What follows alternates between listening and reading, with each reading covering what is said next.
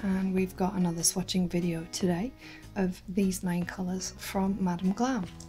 So let's crack on. So first up we're going to swatch Glittery Plum, which I can tell you from experience, because I've had this one a while, does need underwear. It is like a sheer jelly colour, but it is gorgeous. It goes nicely over burgundy and over purple. I haven't really tried it over many other colours. I'm just showing you it here so that you can see it is sheer.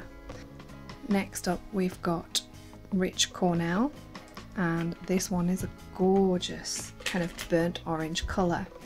And again, I know from experience that this one, even after 4 coats, is not fully opaque, so it needs underwear. But I found actually that this goes really nice over a bright kind of coral colour. In fact, it goes really nice over So Hot, which I'm going to be swatching shortly. It also goes nicely over Colour Me Corally and No Taboo, to really give it a pop of colour. But on its own, without underwear, you can see it's pretty sheer. Next up, and this is a new one, this is called Amour, and I would call this like a kind of pink red. It's certainly the kind of red that I prefer. I'm not really a fan of orange reds or brick reds. Now this is looking a little bit sheer on first coat, but I am doing a nice thin coat. So we'll see how this one turns out on the next coats. Next up we've got the red, which is what I would say is more of a, an orange red. Not really my kind of thing, but I've got a few friends who it's quite popular with. Now that's interesting. It's going on and it's looking more pinky red than it does in the bottle, and it does go on rather nicely. Next up we've got So Hot, which I've had for quite a while and is a very in your face coral.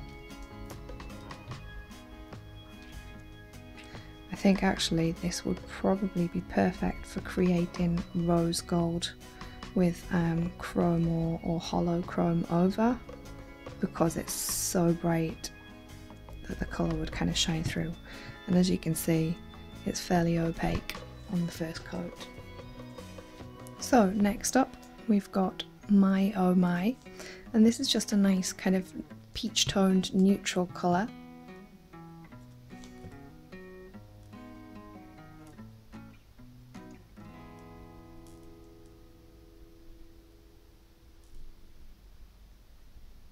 And you can see that that goes on really quite opaque.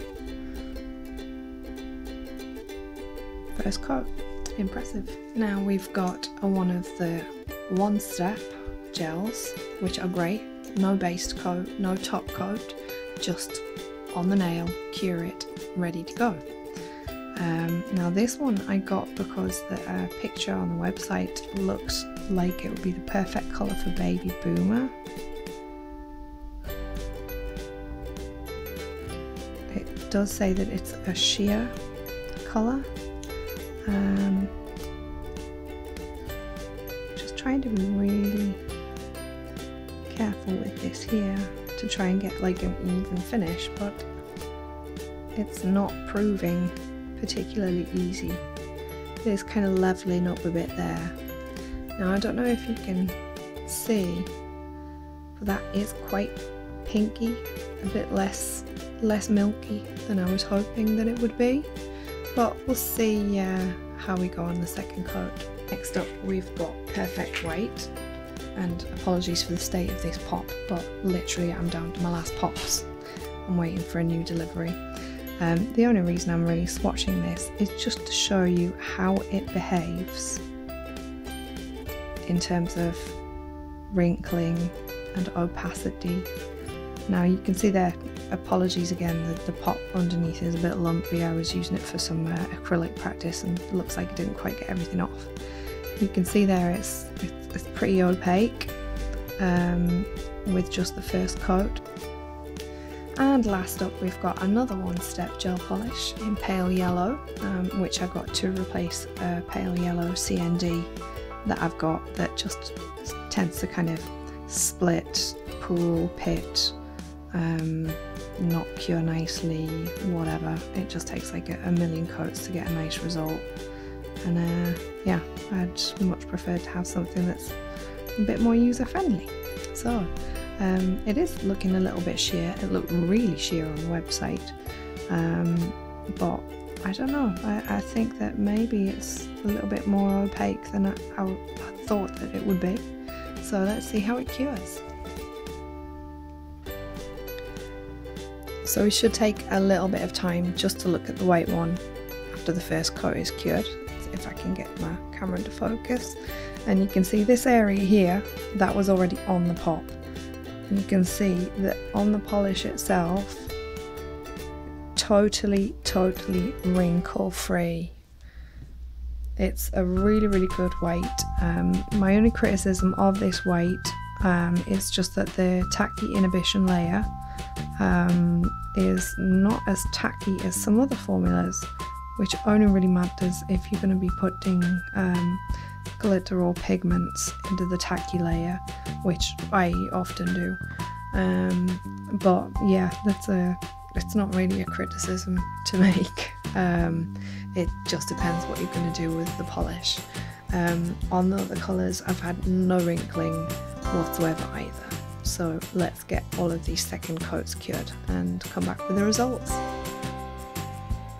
So after 2 coats, this is what we've got on Glittery Plum. I'm not going to bother putting more than 2 coats because I know that this one does not go opaque. If you want an opaque look, put a similar or even a contrasting colour under it for an interesting finish. Same goes with Rich Cornell. It's a lovely colour and it goes quite nice with some holographic burnt orange glitter I'm going to be using for Halloween looks.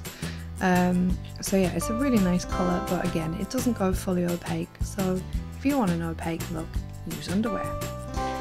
Now these two are interesting. These are the 2 reds, this one being Amour and this one being the red, this one being the kind of red that I like, this one being the kind of red that I don't. And Amour looked a bit wishy-washy on the first coat, whereas this looked pretty solid. However, it's now Amour that is the more opaque of the 2. What a shocker. Again, everything's 2 coats here. And then finally So Hot, which is opaque on the second coat. No wrinkling, no fuss. Let's take a look at the other ones. And the final 4, we've got My Oh My, which is the peachy nude, totally opaque on 2 coats. And then we've got Baby Girl, which is the all-in-one, which means there's no tacky layer on it. And it's very nice, but it's not what I was after. And I'm not sure that it's really going to be suitable for a baby boomer look because it's too pinky and not kind of milky enough. But I'm sure I'll find a use for it somehow. In fact, I can see that it will probably be really good to put over a white colour if you don't have like a baby pink. And actually I don't have a baby pink because I bought Madam Glam in rose and it turned out to be a bit too kind of sugary candy pink. So yeah, that's a pretty good idea how you could use this colour. Speaking of the white, apart from the bump that was already on the pop, you can see there's no creases, no wrinkles, and it's fully opaque. For me, I would always use 3 coats of white just to get like a super smooth finish, but 2 coats will probably do it for most people. And then the pale yellow, you can see it's still a little bit sheer there, so I'm going to put another coat on it, but in my experience that's pretty good going for a pale yellow since they're notorious for being wrinkly, pitty, and just generally a bit kind of wishy-washy.